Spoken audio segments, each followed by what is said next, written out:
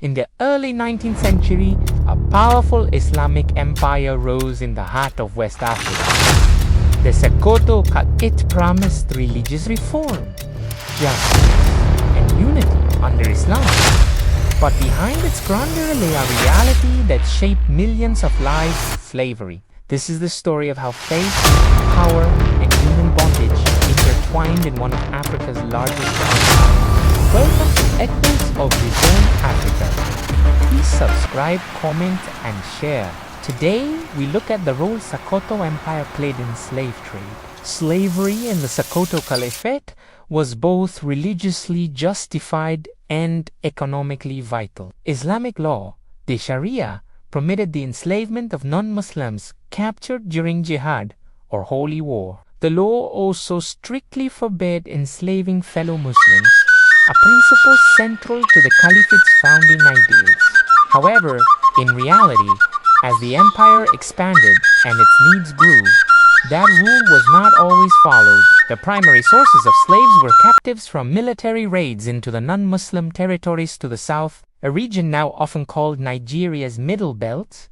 People were also purchased through bustling local markets, and tragically, generations were simply born into bondage, inheriting their status from their mothers. By the late 1800s, the scale was staggering. Scholars estimate that as much as half of the Caliphate, its population somewhere between 30 to 50%, lived as slaves. That's millions of people whose labor and lives were owned by others.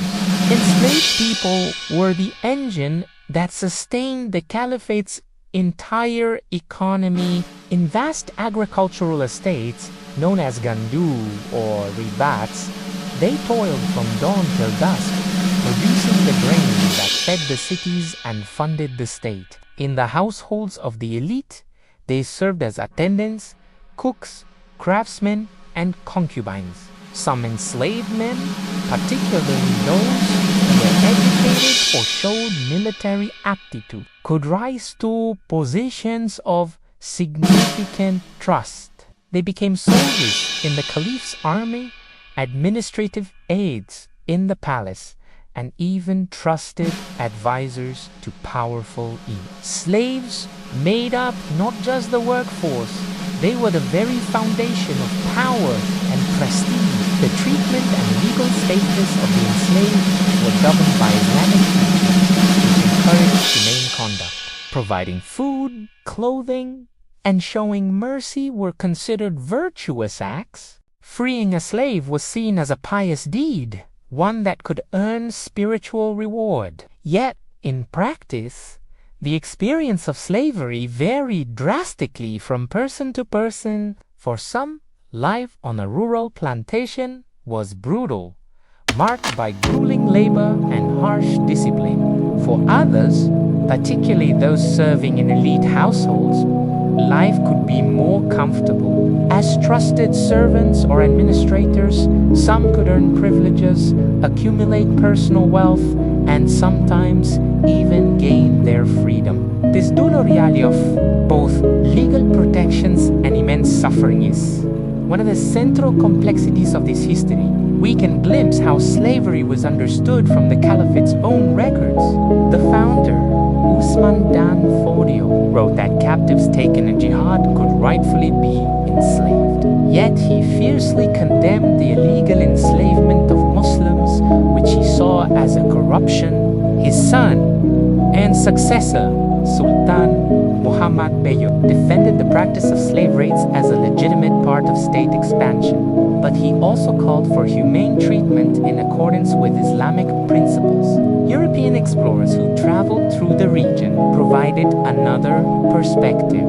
Heinrich Barth, a German scholar who visited in the 1850s, recorded seeing vast numbers of slaves everywhere he went. He wrote that in Kano, one of the Caliphate's major cities, in every large household, slaves outnumbered the free. His detailed accounts offer a vivid, if outside, snapshot of a society saturated by slavery. The geography of enslavement was centered around the Caliphate's major cities. Urban centers like Sokoto, Kano, Caesarea and Katsina bustled with thousands of palace retainers and household slaves. These were the administrative and commercial hearts of the empire, and they ran on slave labor. The supply of new captives came primarily from the south, from the Middle Belt regions inhabited by peoples like the New Wadi and Jukan. Constant raids into these areas provided a steady stream of human beings who were then funneled into the Caliphate's economy, while some were sent north across the Sahara through ancient trade routes to markets in Tripoli and the Fezzan. Most remained within the Caliphate. They were the ones powering its farms, building its fortresses, and serving its rulers. In 1923, the era of the Sokoto Caliphate came to a dramatic end. British forces, advancing their colonial influence, conquered the empire and its capital, Sokoto. With British rule came the official abolition of slavery, but history is rarely so clean-cut. As colonial records themselves reveal, the enforcement of abolition was slow, uneven, and often half-hearted. The British were more concerned with stability than with social revolution.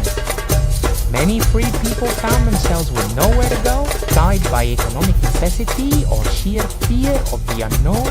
They often remained with their former masters. Their status changed their name only. In some remote rural areas, the institution of slavery persisted informal, a shadow of its former self, well into the early 20th century. Though the Sokoto Caliphate Empire has ended, its legacy endures in complex ways. Descendants of enslaved people, known in the Hausa language as NC or B, remain an integral part of communities across northern Nigeria today. Yet, social and economic divides rooted in that history of bondage can still linger, sometimes subtly shaping social status and opportunity. Understanding this past isn't about placing blame. It's about seeing clearly how power, faith, and humanity intersected to shape the societies we live in today. The Sokoto Caliphate stands as a powerful reminder that even empires built on sincere faith are not free from human contradiction. Its scholars built schools, its rulers spread Islam, and its laws were based on a vision of justice. But its prosperity rose on the backs of the enslaved. History, like the people who lived it, is never simple. It's a story of ideals and realities, of piety and power, of freedom and bondage, all woven together.